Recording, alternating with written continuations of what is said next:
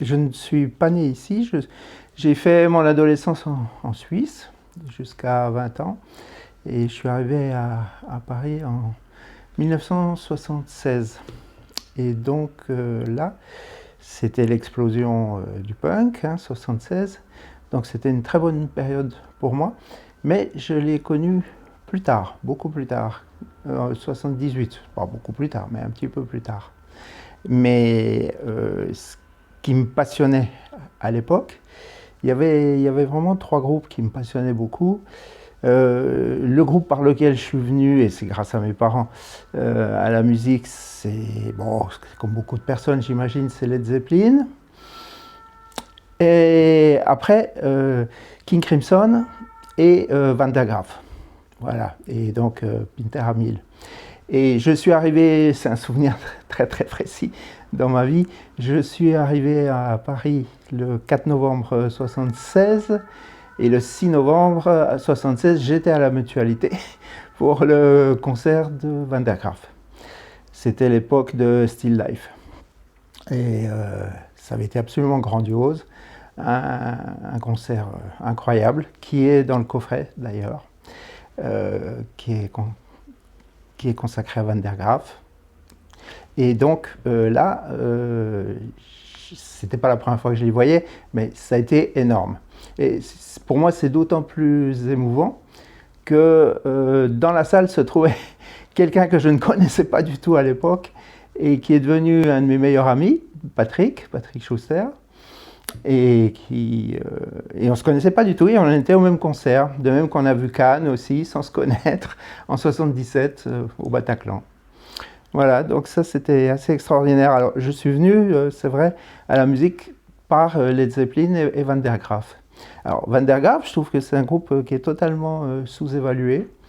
Enfin, non, il y a des fans, mais je pense que c'est un groupe qui est largement sous-évalué, parce que quand j'en parle aux gens, bon, Van der Graaf c'est qui, c'est quoi? Alors, pour moi, Van der Graaf, c'est ce que j'appellerais de la musique à l'os. C'est-à-dire que Peter Hamil, c'est un grand monsieur qui compose des grandes paroles, un grand chanteur, et c'est des paroles qui parlent vraiment de nous, mais de nous en tant qu'être écorché. C'est ce que... D'ailleurs, il y a un morceau qui s'appelle The Scorched Earth. Excusez-moi, mon anglais est catastrophique. Mais ça parle vraiment de nous, de notre situation, de notre avenir, des solutions proposées. C'est un grand groupe. Et c'est un grand groupe d'autant plus que quand même il y avait un certain David Jackson qui jouait du sax et qui m'emballait terriblement, quoi, parce qu'il pouvait parler, on pouvait déjà, c'est ce qu'on appelle prog-rock, je crois, enfin en langage, voilà. Et donc c'était vraiment magnifique de les voir. Et alors après, enfin en même temps, il y a eu King Crimson, comme beaucoup d'autres gens, j'imagine aussi, et spécialement l'album, les trois albums, Lark Songs,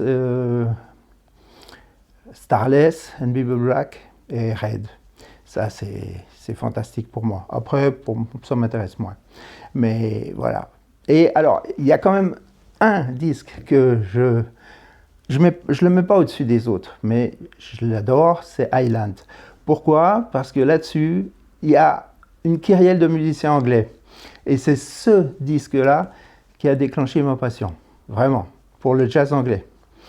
Parce que sur Island, il y a Keith Tippett, il y a Harry Miller, et Mark Sharrig, et peut-être Nick Evans, je ne me rappelle plus, enfin peu importe.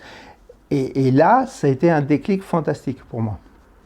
D'autant plus qu'à l'époque, j'avais un ami qui m'a beaucoup initié à la musique de Keith Tippett, qui est décédé malheureusement depuis. Et là, j'ai abordé le Keith Tippett Group après. Keith Tippett Group, qui est un musicien extraordinaire.